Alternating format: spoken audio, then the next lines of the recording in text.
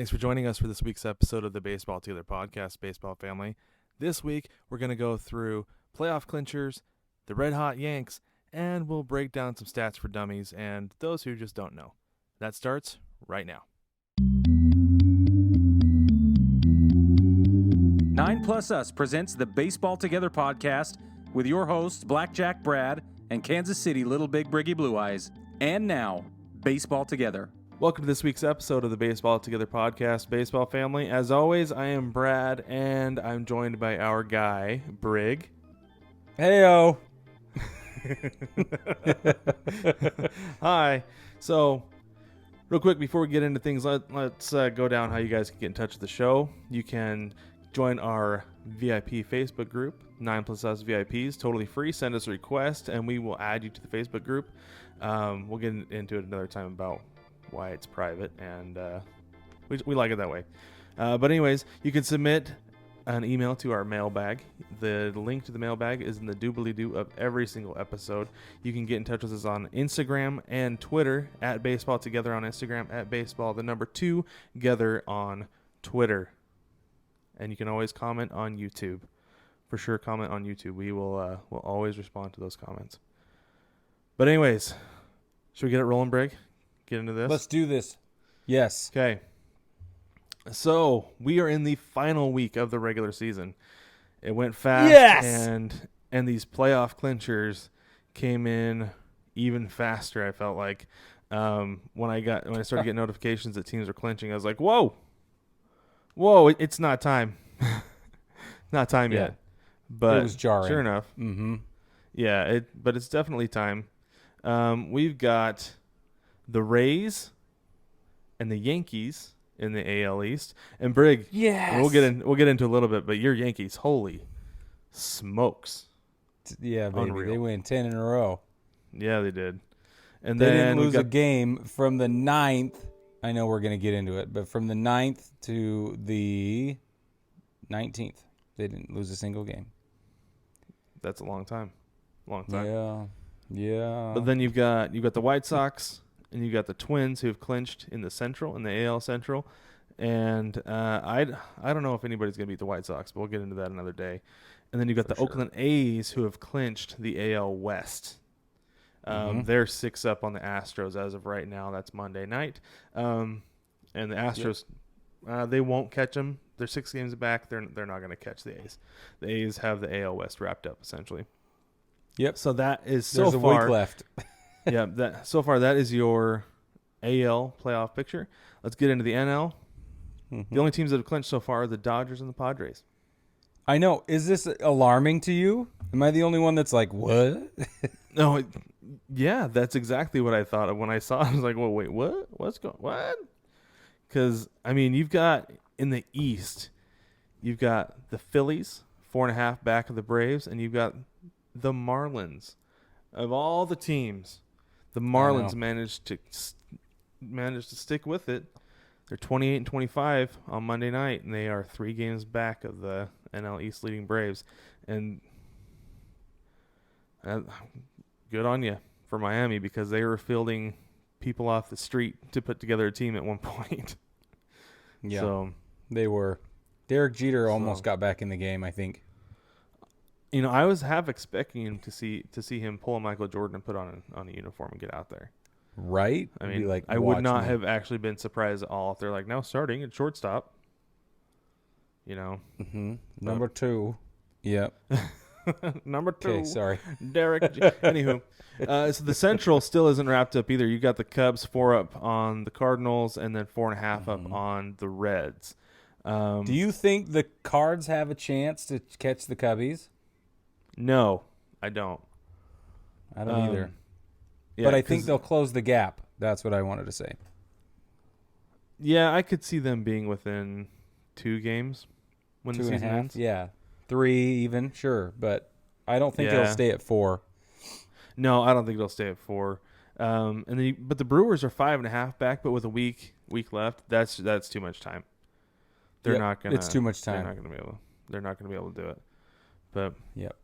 So no. what's interesting is when you get into the wild card situation. Do you want to? You ready to switch over to that? Yeah, let's do it. I love the wild card. All about I that. do too. Unpopular opinion alert. We love the wild card.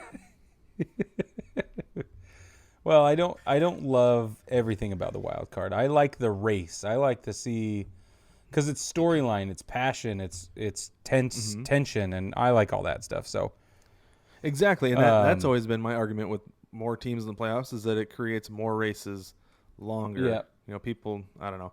Anyway, but we can get into that another time.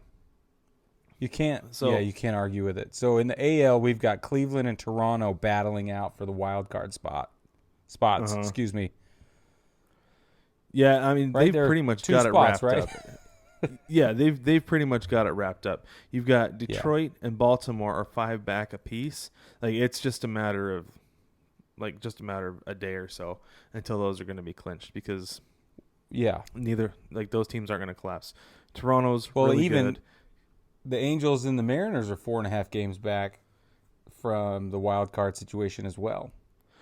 They are, but they're actually both half a game closer to the Astros. If either of those teams are going to catch anybody, it's going to be Houston. Agreed. Yes, sir. And at this point, I haven't given up total hope of Seattle catching Houston. Basically, they have to sweep them. They're playing them over the next few days, and they've got to sweep them. And Yeah. with Seattle's history with Houston, even before they were any good, it doesn't look good. Not even a little bit. Even though I will say this, the 7th inning just ended, and the Mariners are up 4-0. So right. I mean, if they can take one tonight and get within 3 games, makes it a little more hopeful. But it's not a good situation when Seattle has to play Houston. So I'm honestly giving that second spot in the West to Houston. Uh-huh. So. Yeah. I could see it. And then in the National League, it's so far the wild card situation looks like Cincinnati and Philadelphia. Yeah, because I mean, San Francisco is technically tied by percentage with Philly. Philly. Yeah, that's right. But Yeah, the they're Giants, both I don't feel like at 500. Yeah, and that's. I mean, the Giants are 5-5 in their last 10. The Phillies are 4-6, but the Phillies are a team that are so streaky that I could see them winning out.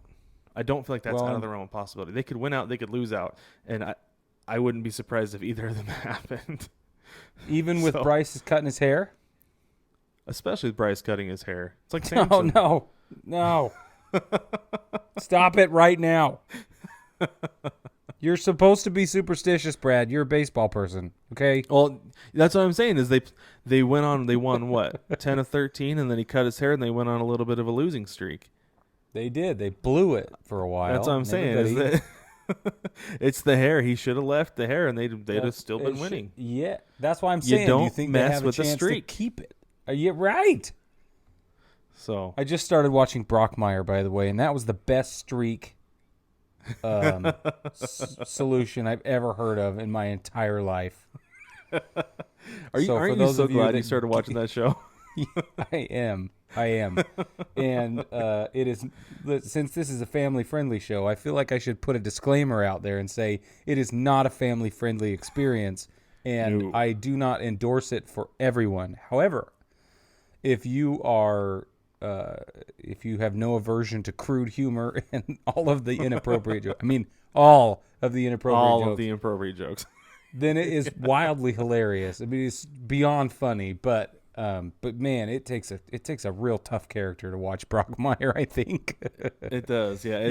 It's Hank Azaria, Yeah. who's did the Simpsons for a long time. He does a myriad of myriad of voices and characters across the board in just about any movie you've ever seen.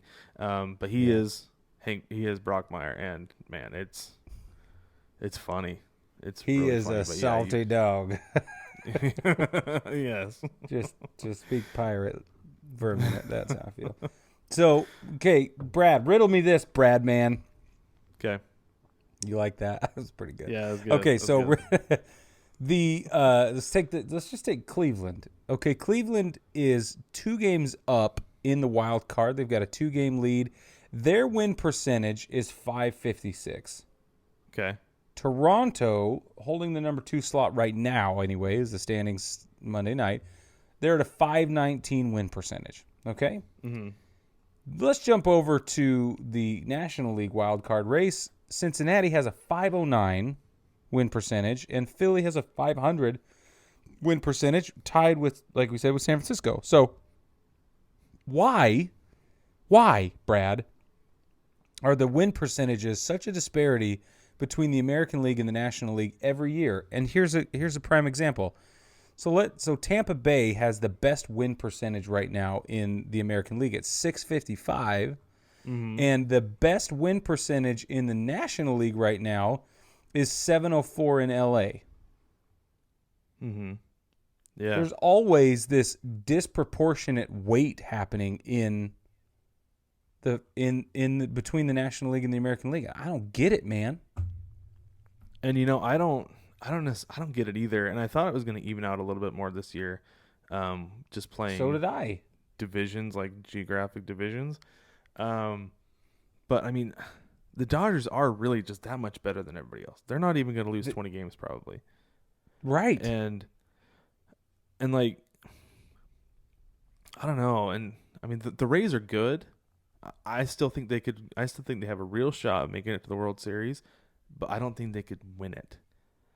Like, I don't know that they could beat. I'm sure they could not beat the Dodgers. I don't know they could beat the Cubs because the Cubs are very good. Right. And so it's interesting when you examine the Cubs have a .593 win percentage right now, and their last 10, they're 7-3. And you take the Rays, just to keep them in the loop, 7-3 last 10, but they have a .655 win percentage, and you're saying that you don't think the Rays could beat the Cubs. I don't. And I think part of this is the bottom of the East divisions is so bad. Like, the Red Sox were awful this year. Just terrible. They're 20-34 right now. And coming in at East, a .370. Yeah. Yeah. And then you've got the Nats, 21-32 at .396. Like, yeah, they've been able to take advantage of bad teams and get wins off of them. The Mets have not been good this year. Right. The Orioles are just perennially terrible. Pittsburgh, so they can take advantage of that. And I feel like the Pittsburgh's same won thing is 15 games this season. Yeah, and you go back to the West with the Dodgers. You got the D-backs who have not been good this year. The Rockies have not been very good this year. The Rangers are terrible. They haven't even won 20 games yet. The Mariners are up and down. You don't know when you're going to get them, but the Dodgers took advantage of that, and they beat the Mariners every time they played them just about. So it's and same thing with the Angels. The Angels aren't very good. And so they're able to take advantage of that. And I think that might be a little bit of an inflated win percentage for the Dodgers because of that. But at the same time, they're winning the games they're supposed to. That's right. The big ones and the small ones. Mm-hmm. Yeah, and then you've got the Cubs who had to play St. Louis. Cincinnati, yeah. I contend Cincinnati is not a bad team. And then they're not to the American League, and they have to play the White Sox, the Twins, the Indians. Yeah, those are three very good teams. Yeah, I mean, the Indians are in third place in the AL Central, and they're 6 games over 500. Right, exactly. So I feel like that's part of the problem the Cubs have had is they've had more competition. That they've played better competition than any, really, the Rays or the Dodgers have. So I think that's where that comes from. I just think it's funny every year. There's like this clump of win percentages in the American League where it's like, yeah. And then on the National League side, it's always like polarized. Yeah. I don't know. Yeah. The good teams are really good and the bad teams are really bad. I feel like in the National League, it's a little bit closer with most of the American League. Like last year, the Tigers were the worst team in the big leagues, and the Rangers and the Mariners were both terrible. But you look at it and it's like, well, there were still teams in the National League that were way worse than the Mariners and the Rangers. So, yeah, I'm just glad I'm not the only one going, what's happening? Because Pittsburgh's sitting at 278. Okay, yeah, I'll be done. Yeah. Not good. That's what happens when you get rid of all your good players. Yeah, No doubt. Okay, let's But- slide into some happy news. Yeah, for you. Yeah. Let's talk about and I'll the be honest, Bombers, like- bro. And that's right, buddy.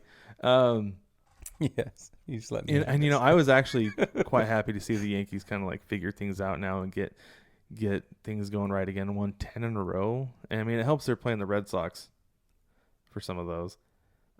Yeah, that But the at the first same time, season in though- history that you could ever say that. Okay. yeah, I know. It's been a long time.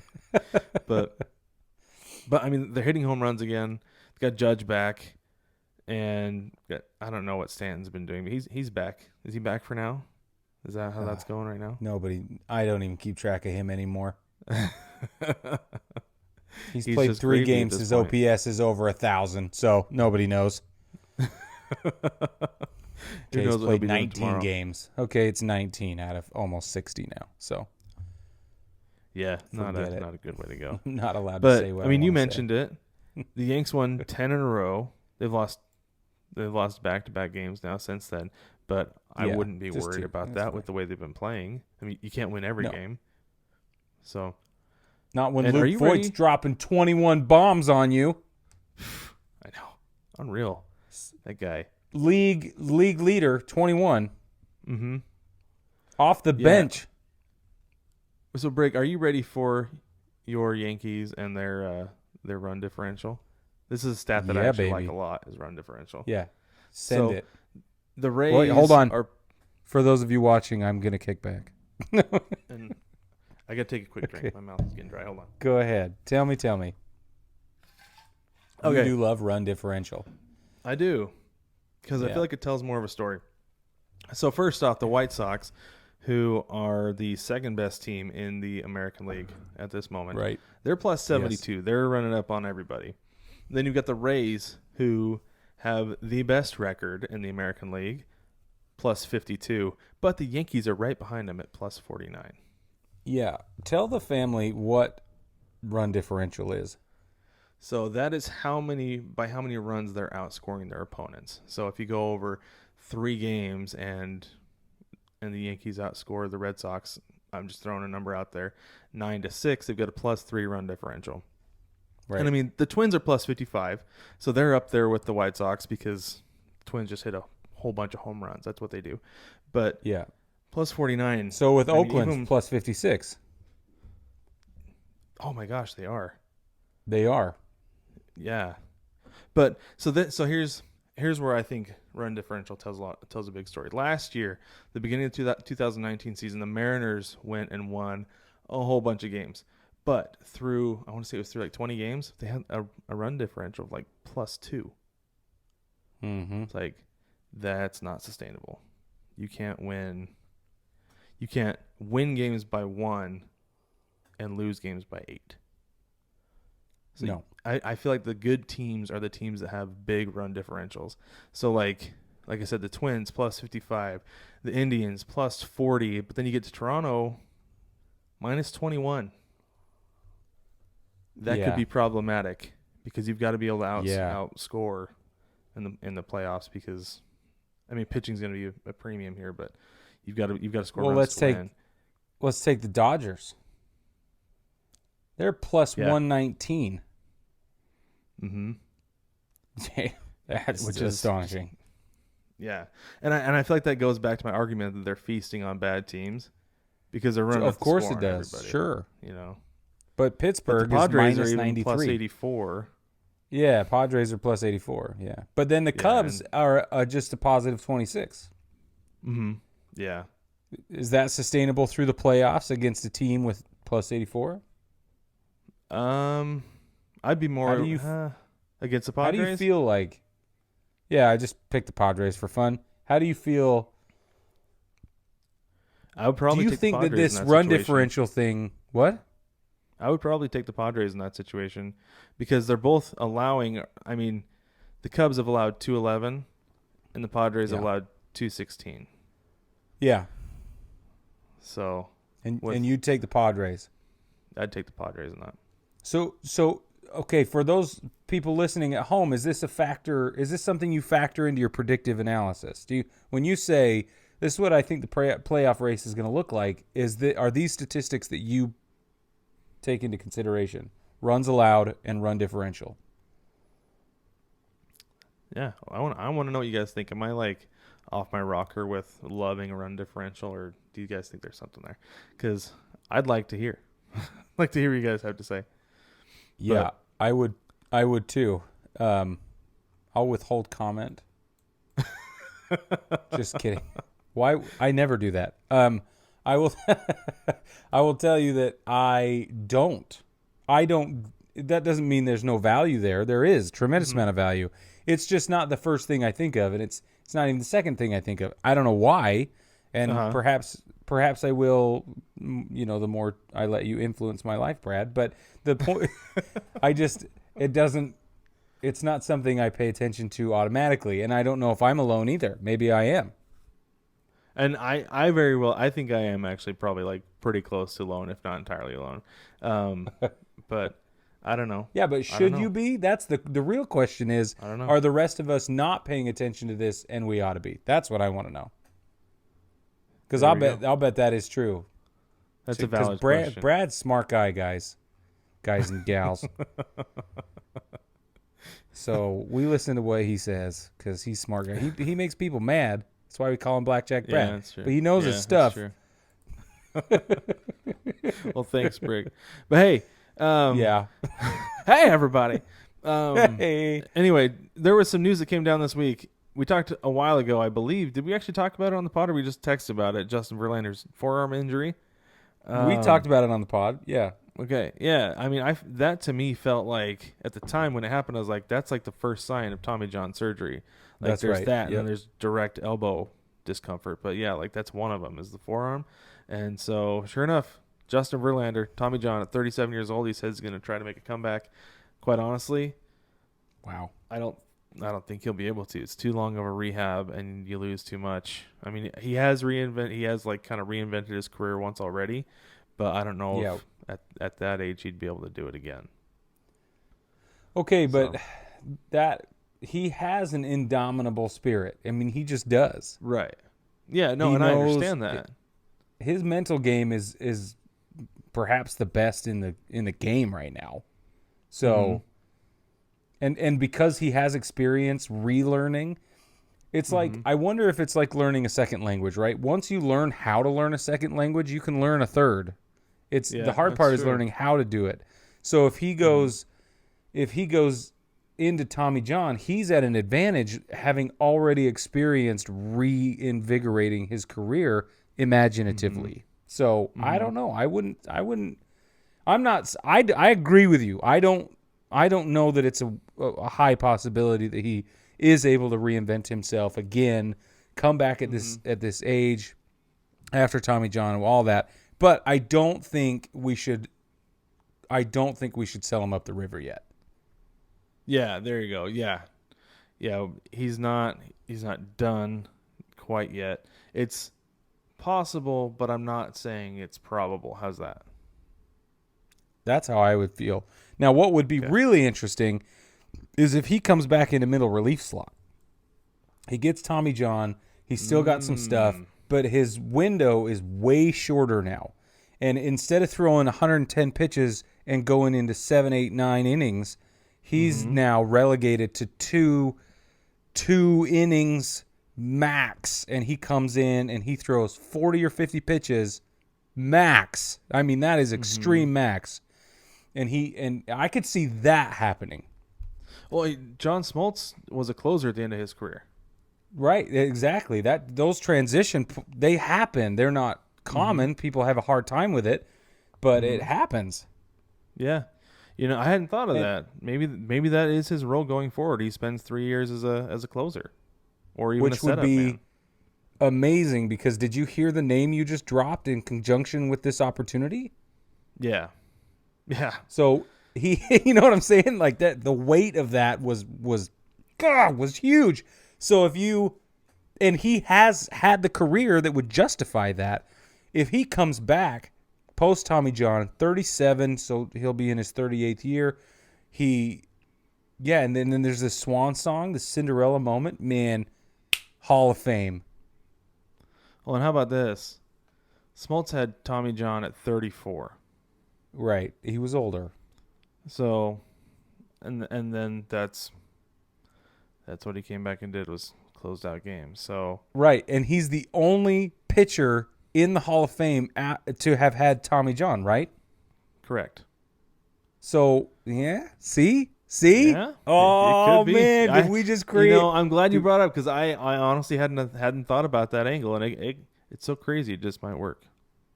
Yeah, it's pretty exciting. So we'll see. I don't know, that's what my gut says. We'll see what happens. Yeah. Well, let's go ahead and take a break. When we get back, baseball family, we're going to break down some stats for dummies. Not dummies. Stats for people that don't get the stats. Take me out to the ball game.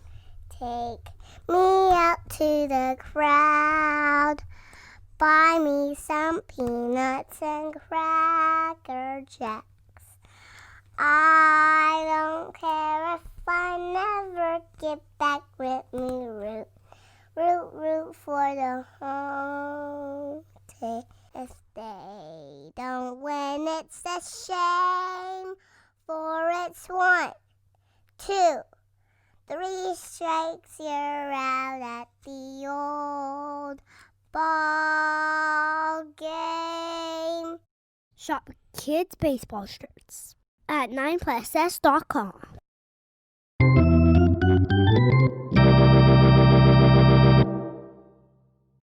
Welcome back, baseball family. We have prepared a couple of things for you we think you'll enjoy. This is for the diehard fans for sure, because you'll feel validated by all this information we're about to drop on you. But for those of you who are a little bit new to the game of baseball, especially our friends in India, Russia, and the Netherlands, that's right, we're paying attention. And also to our somehow forgotten friends in Ireland and France, come back, please. We know you're there, and we would love for you to continue to download our episodes. But here we go. They've only missed one, people. It's fine. We can't be too upset. But listen, we're gonna get into statistics. We think statistics are interesting.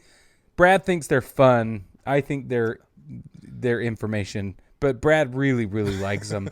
So we're gonna and that's what makes this conversation so much fun. We're going to talk about a few of our favorite statistics and some of the things that we think you need to know about baseball statistics. We're going to go over batting average, earned run average.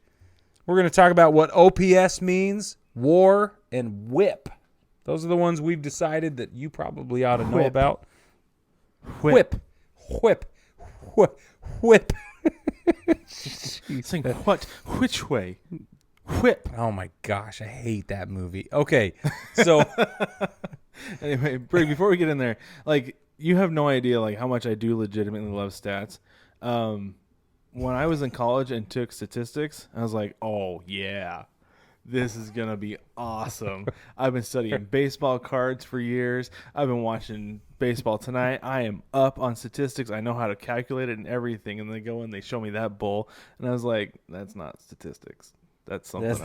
I don't know what it is, but it's not statistics. So what do you... Wait a minute. I never saw standard deviation on a baseball card. You liar. Exactly. That's exactly right. I did not do well in the class, needless to say. Nobody showed me a curve. What is a Z-score? Yeah. I don't even remember those terms, but yeah. No. Oh, no. Oh, man. No, leave me alone. Math. It's like the only math I was ever good at. But anyways, that and we're going to get into angles. baseball statistics. How's that? The ones that matter. Yeah, for real. Let's be honest. So first, let's start really simple with batting average. What is a batting average? Yeah. A batting average, Well, put simply, it's just your average, I guess, just getting on base with a hit, right? I mean, how do you explain tell us, Brad. it? Well, but so It's really No, you simple. think It's just it's, well, I mean, I don't know, but it's this. But the way you calculate your batting average is actually pretty simple and actually like pretty cool, in my opinion, because it's the number of base hits you get for over divided by the number of official like at bats you get. It's not number of times you get on base over plate appearances, because that would be on base percentage. Am I right? Yep. So Yeah, like it all it is hits divided by at bats. That's it. yeah, because if you get up there and you hit a sac fly, that doesn't count as an at bat. If you Because the ball did reach not on get an put error, in play. If you reach on an error, that's not a hit, but it counts as an at bat. That's right. So So a lot of people really have a hard time with batting average, and there's this entire faction of baseball, whatever that word was, baseball fandom that that wants to get away and just do away with batting average all the way around. I don't fit that category. I'm old school. I think it tells a big chunk of the story. I think it's the most easily digestible offensive statistic. And you know, a lot of people are going back and applying new sabermetrics, new statistical analysis to previous seasons, and even the legendary stuff, which I think is tremendous. It's super cool. But this one is enduring, and it is a little antiquated, but it still, I think, tells a segment of the story, and I think that's valuable. I totally agree with you, because I mean, the standard for batting average has dropped with launch angle because guys are getting out a ton more. You know, there's more focus on slugging, OPS. We'll get into that in a little bit, but still, though, like we're still waiting for somebody to hit 400. Yep. Right, and it's still, if somebody hits 330, it's like, wow, 350 especially, it's like, wow, that's awesome. You know, so there is still some weight put on it, but it's not necessarily a statistic that's looked at like the be-all, end-all, because there are more advanced stats that are used. Yeah. Right. So. Yeah, and obviously statistics have come a long way because of computers and technology and all people that care. So all of those revolutionary ideas have changed the way we view baseball and baseball statistics. But particularly interesting is the ones that have lasted forever. Some of which need to go away, and we'll get into that in a little bit. But I think I like this one. Yeah, I do like batting average. Yes. So we talked, and it is still tied to an award, isn't it? Still tied to an award, like the batting title. Yeah, yeah. So so there's the legitimacy right there. Mm-hmm. Yeah, definitely. So I mentioned a little bit ago OPS. Now, I remember like when they first started throwing OPS out there, I was like, what on earth is that? And it's as simple as on base plus slugging, on base percentage plus your slugging percentage. And now I think those are both, on base, not so much, right? On base percentage is pretty easy because that's all of your plate appearances. Okay, it's all the times you got on base, whether, like I said, it's you reach on an error or you walk or get hit by a pitch, you know, however you reach base over your total plate appearances, the number of times you went up to the plate. And I actually really like that stat because I feel like it does tell a story, because there was one year, and I might be biased because of this, but there was one year in baseball, I had a rough season. I had a little bit of the yips after taking a fastball to the head, so I was terrified stepping in the box. I had a 100 batting average, but my on base percentage was 700 because I walked a lot. I hit the ball hard at guys who committed errors. Got on with fielder's choice here and there, you know, but yeah, so I wasn't hitting it where they weren't, but I was getting on base and scoring. So it was so that's the one reason that I feel like on base percentage is still a pretty good stat. But if you add that with slugging and get your OPS, and slugging it's kind of a complicated one. Yeah, but it's to simplify slugging, it's a weighted statistic. So it takes the player's productivity weighted by how many bases they earned or can obtain, I guess, at one in one at bat. So and the way that it's calculated is it's total bases. It's total bases, and that's why so it's a double important. is 2, a triple is 3, a home run is 4. You add up all That's add up their total bases, divide that by at bats. So the equation's pretty simple, but getting to it is pretty complicated. But you're right; it does tell a story of productivity, because if a guy has a high slugging percentage and a middle of the road batting average, it means that when he hits the ball, he's getting a double or a home run most likely. Yeah. Like Miguel Andujar is a good example. A couple seasons ago, we called him Miggy Two Bags, because when he get up the plate, dude hit for double almost every time. Mm-hmm.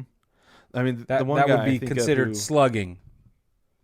Yeah, the one guy who really comes to my mind with slugging is actually Edgar Martinez. Right, exactly. Hall of Fame because of his slugging. He was a doubles machine. Doubles and home runs. A lifetime slugging of .515. Yep. And let's put that into perspective with today. Even with launch angle and everything, let's see, where are we at here? Juan Soto is leading the league at .684, which is unreal. But yeah, that's unreal. 684 slugging is that doesn't really translate. Incredible. But no, having that high of a slugging percentage over a career, like that's the first guy I think of when I think of slugging, was Edgar Martinez. Yeah. So that's so then you just take those two numbers, you add them together for OPS, and you can get kind of a wonky number, because we're used to batting average being out of 1,000, on base percentage being out of 1,000, and so you can get an OPS above 1. Like Juan Soto right now is leading MLB with a 1.160 OPS. Yep. And it's pretty darn good. I mean, I think it's between him and Fernando Tatis, I think, for the MVP. Yeah. And Mookie Betts for that matter, but I think just because of the highlights, you probably ended up going to be Tatis. So yeah. Yes. So we'll get into that later. So OPS is a little bit controversial, because it gives your on-base percentage and your slugging percentage equal weight. And that's the only, that's the main criticism I get. That's the best way to put it. But if you were going to criticize OPS, it would be that you give offensive production in terms of extra base hits and things like that, home runs, etc., the same weight that you give just getting on base under any circumstances, even if it's getting hit by a pitch. Right. And so that doesn't mean it's a bad statistic. You just have to understand where its limitations are, and that's pretty much the biggest criticism. Right. And I do feel like, and I've always said, I feel like there is something to be said with just getting on base.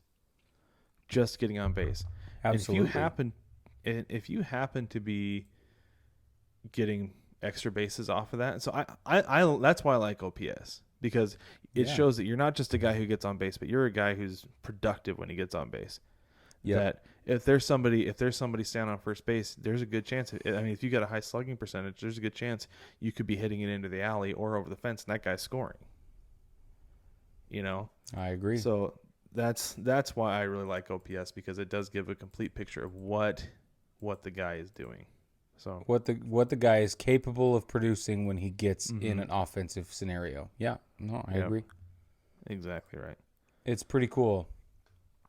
Okay, so let's shift gears. Let's talk about pitching. Okay, and we'll go back to the old school earned run average, ERA, is how it's listed when you see it on a scorecard. And earned run average is again very, very simple.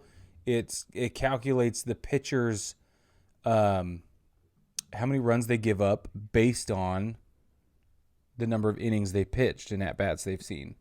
Yeah, so it's 9 times their earned runs divided by their innings pitched. The innings pitched, yep. Yeah. And now it gets fractionally difficult because, I mean, the equation itself is fractionally difficult because you divide an inning into thirds. So Right. that's the only real difficulty in calculating ERA. But so if a pitcher pitched, this is the example, 98 innings and 1 out, and he allowed 28 earned runs, then ERA would be 28 divided by 98 plus 1/3. So, and So then you multiply that 98.3, by yeah. 9. Anyway, the formula is not exactly accessible. It's you can do it. I just don't like to. I like to let the scorekeepers do it because it's math. But here's the thing. Here's the thing that I've noticed this year is because guys are pitching so few innings outside of starters. Like you might get a reliever who comes in twice a week, 3 times a week, Yep. and throw an inning. At least that's what I've noticed with the Mariners because they've got guys going up and down. But anyways, this year I feel like ERA, especially for relievers, has been inflated. We've talked before about how it seems like bullpens are down, but I do think ERAs are inflated this year with relievers. Yeah. Starters, not so much. I mean, there are a lot of starters who've been really very good, but you're also not going to be getting the sample size. You're not getting the innings pitched in the end. Like you might have unproportionately low ERAs. You might have disproportionately high ERAs, like we talked about, like inflated ERAs. So it is interesting to me to see that stat this year in particular because the sample size is strange. But at the same time, I still do take it into account when I'm evaluating a pitcher. When I'm looking at a pitcher, I don't evaluate anybody. I just watch the game. But don't evaluate. Yeah. I'm not a scout. I knew what you meant. I don't, When you geek out. Yeah, right. yeah, That's what I do. exactly right. But like you've Yeah. got Shane Bieber right now with the 1.74. Our guy Trevor Bauer 1.80. Dallas Keuchel is 2.04. Jacob deGrom, who is like the reigning ERA king, and the reason it's still a valid stat is because right now he's at 2.09, and then the last 2 years he's been unreal. Was let's see, I had it just a second ago. Where'd it go? Oh, my screen like refreshed and then it went all crazy. But last year he was 2.43. The year before that he's 1.70, and he won Cy Young both years. Well, yeah. So With a 1.70. So just for those of you that don't know, anything under 3 is absolutely respectable. yes, Anything under 2.5 is incredible over a course of a 162 game season for a starting pitcher. Anything under 2.5 is incredible. You're going to end up a finalist in the award, discussions. And then anything under 2, you're going to win. Unless there happens to be a miracle where some other guy got under 2. I have no idea if that's ever happened, but 32 starts over 32 starts, a 1.70 ERA with a 10-9 and an 11-8 record respectively over those 2 years. shocking. So It's like insane. it really So is. in 2017, just to give you an idea, in 2017, Corey Kluber won the award at 2.25 at a 2.25 ERA. So it just the range there. That's why 1.7 or whatever you said is ridiculous. Yeah. It's bolded on Baseball Reference because it's obviously the best in Major League that year. Because For sure, yes, he was unhittable, and that's one thing that I feel like is the reason that it's a good stat is because you can let a guy get on base periodically, but then sure. Eventually that's going to lead to a couple runs. But the fact that he was only over the course of 9 innings, not even 2 runs were scoring because nobody was getting on base, and I mean, he gave up 10 home runs in 32 starts, and then 19 home runs in 32 starts last year. It's insane. It's insane. It's insane. What was his strikeout? Does it say? So last year he led the bigs with 255, but then the year before that he actually had 269. In 2018 we had the 1.7 ERA. So Look, if you get above 250 strikeouts, like that life is good. You can be a finalist on some of these awards with fewer than 250 strikeouts, but if you get up in the 250 range, man, that's like an incredible. Yeah. That's incredible. I mean, Yep. Corey Kluber again, that 2017 won it with 265.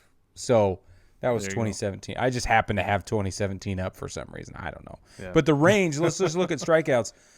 The range in 2017, 265 for Kluber, Scherzer finalist, 268 strikeouts, Verlander 219, and then there's Kenley Jansen at 109, and Clayton Kershaw 202. So and Kenley Jansen is a closer. he's not even a starter. That's what I'm saying. So yeah. So you have to factor in, you have to take into consideration whether they're a starter or a reliever or a closer, because that is going to change everything in terms of how many times they were on the mound and how many at-bats they saw, and all this is a huge mess. But the easy control is to keep starting pitchers with starting pitchers. That's what I think. And they have the largest I sample agree. size, like you say. I agree. You know what I think they should do? They should have the Cy Young be for the starters, and then have the Mariano Rivera Award be for the best Yep. reliever. How about I that? 100% agree with that. Perfect. Let's write a letter to Rob. Let's do. You know what, Rob? Listen, I know you're listening, so let me just tell you this. And then also, we have this recommendation. I also Now have this that we have idea. your attention. Hear me out. But So please submit your resignation. I am done having this conversation. All right, so the next statistic we got to talk about, let's talk about wins above replacement. We call it WAR. It's vital in today's game. Nobody is. it is. It's so funny that WAR is like the stat, because it is so hard to calculate. Like, it is like impossible if you don't have a supercomputer, it feels like, because So there's so check it much that out. goes into it. I'm going to tell you what the equation is, okay? Do it. It's batting runs plus base running runs plus fielding runs plus positional adjustment. Nobody knows what that means. Plus league adjustment, even more vague and unapparent. And then replacement runs. I don't even know what that means.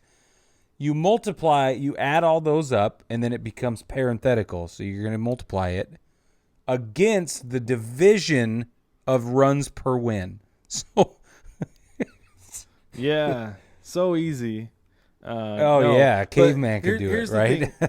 Here's the thing that I want to clarify with WAR is that it is not like it's wins above replacement, but it is not the comparison of your starting center fielder over his backup.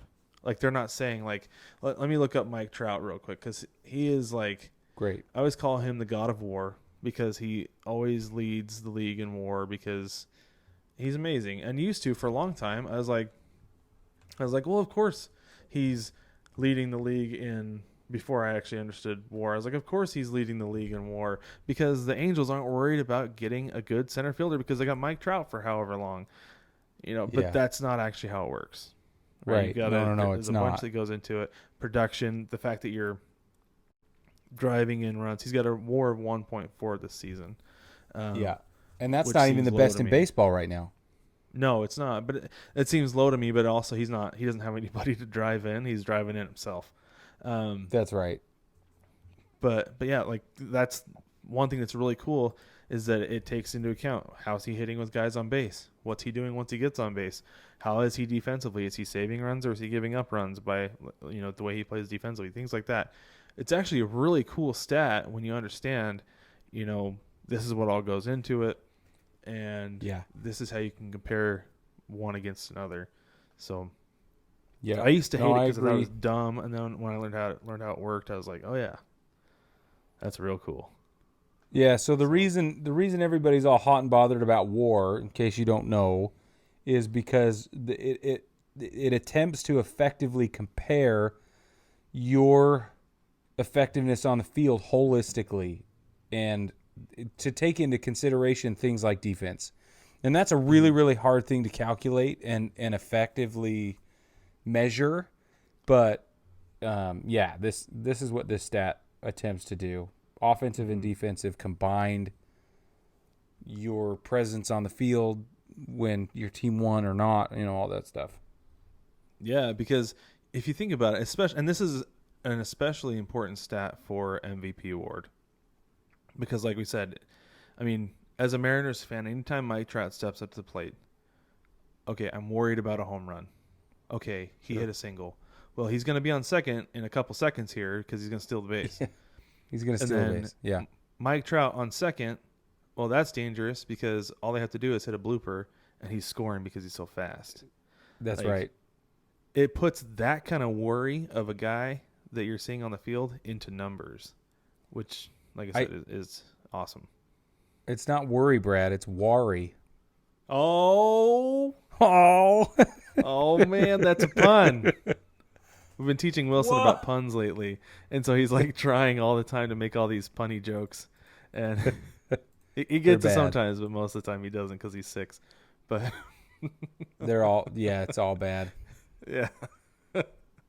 So, okay, let's get into the last statistic we want to talk about that we think that is, it's generated a lot of attention. It's walks plus hits per inning pitched. It's whip. Walks plus hits per inning pitched. It's another sabermetric measurement. Mm-hmm. And what it does is it calculates the number of base runners that a pitcher has allowed per inning. Mm-hmm. Yeah.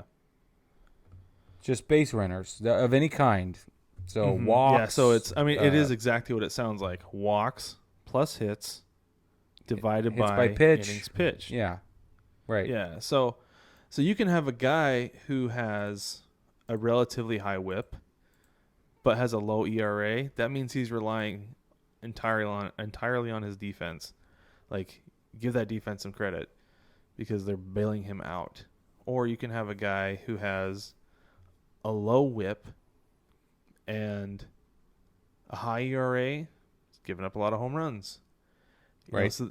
So I have heard this referred to as a good fantasy baseball stat, but on the other hand, I feel like it gives a good idea of the quality of a pitcher, right? Like low whip, low ERA. That's a great pitcher right there. Very, very good. There you go. Yeah, exactly. You have to combine them, and that's the same with WAR, I think, not WAR. That's what WAR attempts to communicate with. If you were to take OPS and batting average and, if you kind of put all that together, you might get a really good idea of a guy's offensive production capabilities. It's the same thing with this, right? If you throw ERA and WHIP together, you end up with a pretty good idea of what the pitcher's capable of. Yeah. So like this is a good one. I feel like I just kind of went into a little bit. So you got Clayton Kershaw, who actually leads the major leagues in WHIP with .755. Yeah. But he is down to 8th on ERA, which is still good. He's 2.15. But to me, that says most of his runs are coming off of home runs, which I feel like we see because sometimes that curveball doesn't exactly curve as much as he wants it to. It doesn't break. And it yeah. goes a long ways. So yeah. Mm-hmm. So I feel like that's actually like a perfect example right there of it is the perfect example of WHIP against ERA. So yeah. Well, and that's why we stat. brought up these statistics, so because it'll give you an idea of how to evaluate everything in tandem. You can't, just like anything else, you shouldn't take just one piece of the information. You have to look at things holistically, if at all possible. And these are the statistics we think you should know in order to take a closer look at what is actually happening on the field, if you care. Or if you don't care, that's fine. You can be an intuitive baseball fan, just like I am, and you're like, oh, that's interesting. I like this guy. Yeah. Why? Yeah. Well, I don't know. And the other reason I too like is this like guy. is like if depending on how much you watch baseball, like if you're like really watching deep and you're getting into like the awards races, like the MVP and everything, Cy Young, then these are the things that they're going to be talking about quite a bit when it comes to those. So we want to help you know what they mean. So that's right. No, I think they're important and they do tell the story. So, yeah, Brad. Yeah. Brad, What's up? Hey, Brad. Yeah. Hey, what are you wearing? Well, so tonight I actually have my pirate baseball hat. Woo-hoo. I love this hat. Like it's so cool. Love it. And I'm wearing my Autism Together, my Baseball Together Autism Awareness shirt, royal blue. For those of you can see it.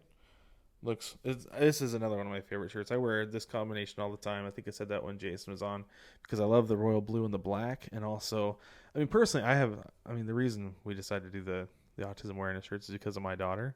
My 4-year-old Stella is nonverbal autistic, for those of you who don't know. So we decided, you know what? Let's put together a shirt for a cause we believe in. And that's one of them that we both obviously believe in. So that's where the autism awareness shirt comes from. So yeah. No, it's awesome. You can find all of that and more at 9plusus.com. It's NINEPLUSUS.com. New stuff's coming out. We say it every time because it's true every time. So jump on there, find yourself something nice. We'd love to hear from you. Tell us what you think and how you feel about the stuff we have on the shop. And if you have any special requests, the way we roll is if you help us come up with the design and we go ahead and produce it, you get a free one. So jump on. The best way to do that is to jump on the Facebook group at 9plusus VIPs on Facebook. The easiest way to find us there is to jump on the 9plusus open page, navigate to groups tab, and then request access. So request to join. It's free. It doesn't cost anything. We want you in our baseball family. That's where we consider everybody there a part of our baseball family. We want you to join us. And that's honestly, if you're interested in submitting ideas for our shop, that's the easiest way to do it. For sure. And don't forget to like, subscribe, rate, and review the podcast. If you subscribe on Facebook, be sure to hit that little bell so you don't miss anything.